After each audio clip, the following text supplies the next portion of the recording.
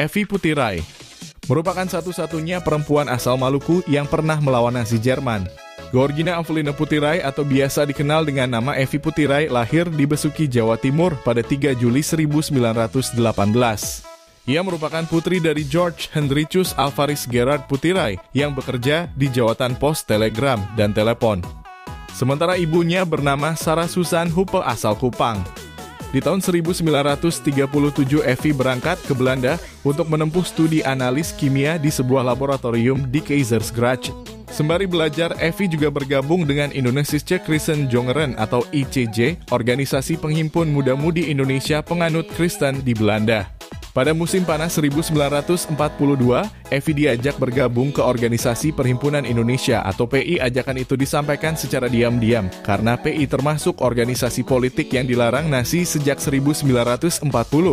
Di dalam Organisasi Perhimpunan Indonesia, Evi aktif menulis untuk terbitan ilegal seperti Vrije Nederland, De Vrije Katheder, De Waarheid, dan HT Parool. Evi dipercaya rekan-rekannya untuk mengambil dan membagikan terbitan ilegal, serta mencari alamat-alamat persembunyian. Kegiatan sebagai kurir yang berbahaya terutama dilakukan oleh wanita, karena wanita tidak begitu menimbulkan kecurigaan. Evi Putirai adalah penghubung utama Perhimpunan Indonesia dengan Indonesische Christen Jongeren. Karena pada saat itu ICJ tidak dilarang pemerintahan Nazi. Sepanjang 1941 sampai 1943, ICJ menyelenggarakan 5 pertemuan besar.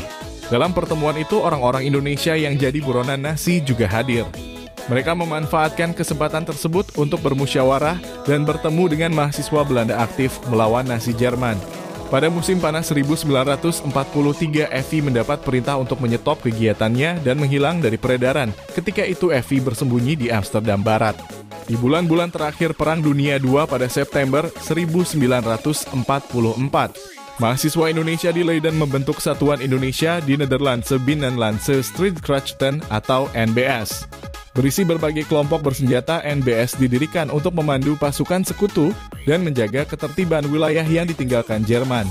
Pada hari terakhir Perang Dunia II di Belanda, Mei 1945, PI menerbitkan manifesto 2 halaman berjudul Verklaring van de Perhimpunan Indonesia aan het Nederlandse Volk, alias Deklarasi Perhimpunan Indonesia kepada Rakyat Belanda.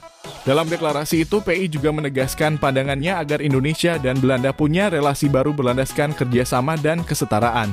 PI menuntut Indonesia yang merdeka dan demokratis karena hanya dalam hal itu terpampang sebuah jaminan bahwa rakyat Indonesia akan memiliki pembangunan politik, ekonomi, dan sosial di tangan mereka. Indonesia memproklamasikan kemerdekaannya pada 17 Agustus 1945. Tapi Belanda tidak mengakuinya dan malah melancarkan agresi militer. PI bersama Partai Komunis Belanda menentang kebijakan Belanda itu.